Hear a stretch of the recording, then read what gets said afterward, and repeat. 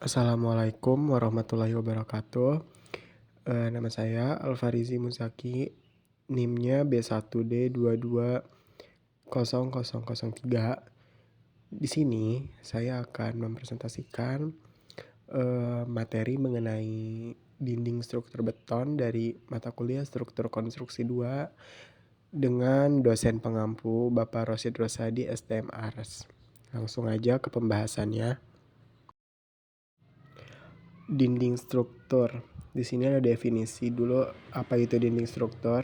Dinding struktur itu adalah bagian dari struktur beton bertulang yang merupakan elemen plat dinding atau vertical slab yang dapat difungsikan sebagai penahan beban aksial, lateral geser, dan torsi atau disebut juga dengan puntir. Nah, dinding struktur beton ini yang paling banyak digunakan dalam konstruksi yaitu yang pertama ada scar wall, yang kedua ada retaining walls. Di bawah ada gambar merupakan dinding strukturnya seperti apa, itu ada potongannya, berupa potongan. Untuk slide berikutnya ada pembahasan mengenai persyaratan dinding struktur beton. Yang pertama itu penulangan, diantaranya untuk wilayah gempa 5 dan 6 itu penulangan DSB itu harus dipasang dua arah dengan ortogonal. Lalu rasio minimum tulangannya itu memanjang maupun transversal adalah 0,0025. Asalkan kuat geser tidak melebihi 1/12 ACV-nya. Lalu penulangan untuk kuat geser itu harus dipasang menerus dan didistribusi merata, memotong bidang geser dengan jarak maksimumnya 450 mm.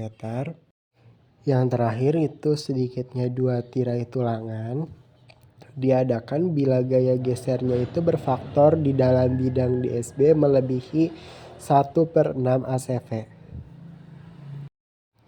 Selanjutnya ada definisi dari shear wall,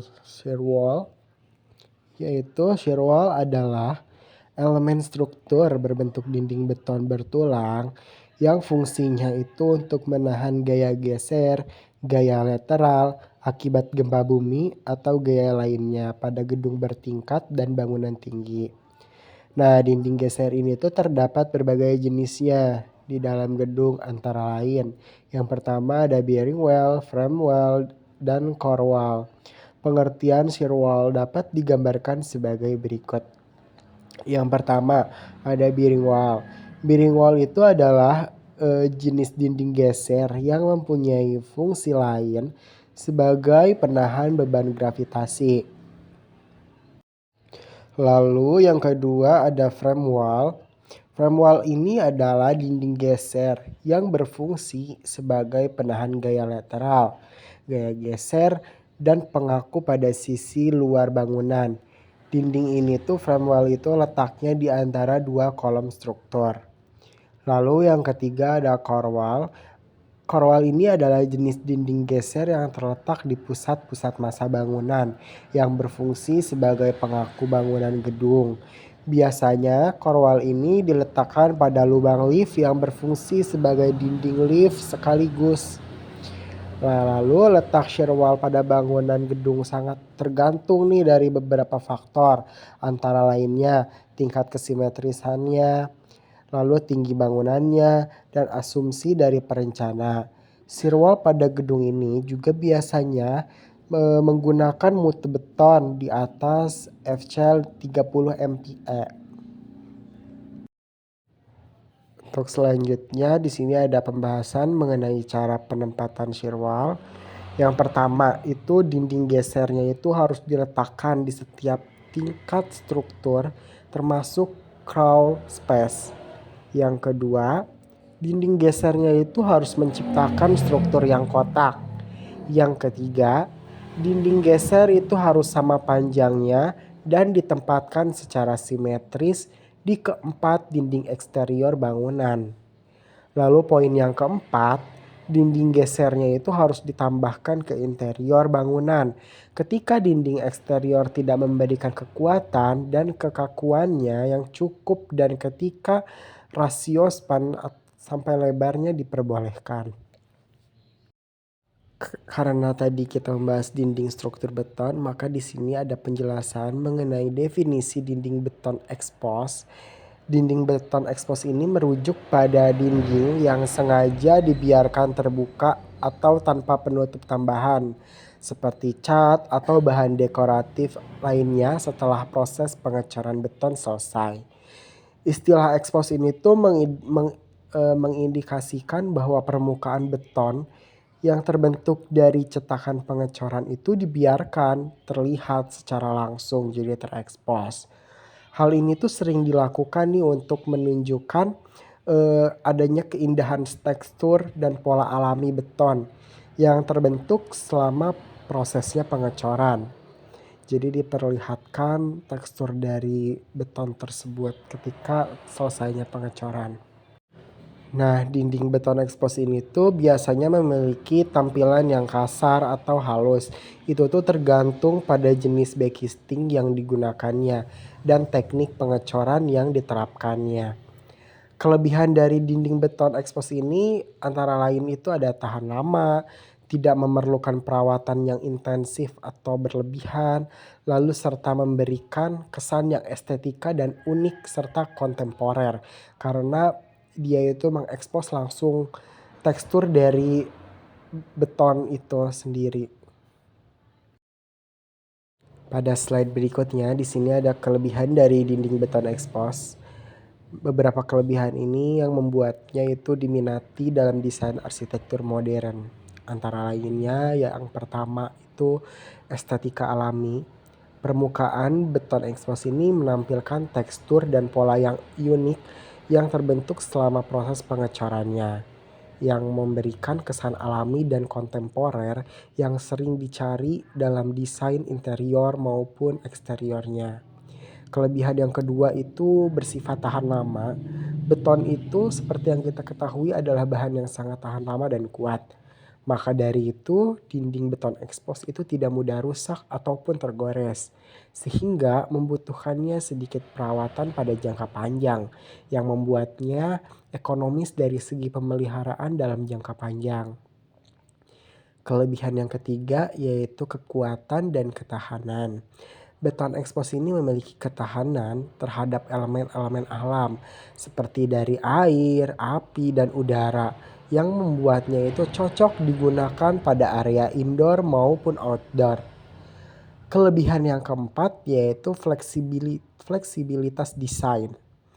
Karena dinding beton expose itu dapat diterapkan pada berbagai gaya arsitektur dari yang minimalis hingga pada konsep industrial yang dapat memberikan fleksibilitas dalam mendesain ruang dan dapat menciptakan suasana yang diinginkan.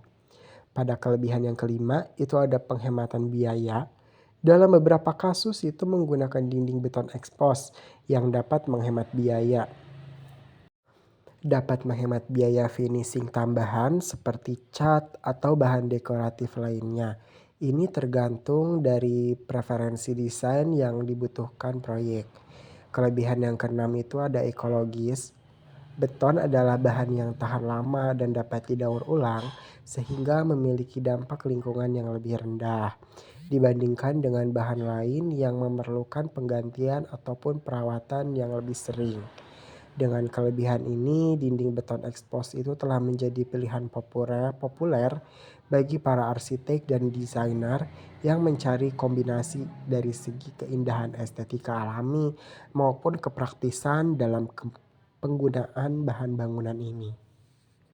Selanjutnya ada kekurangan.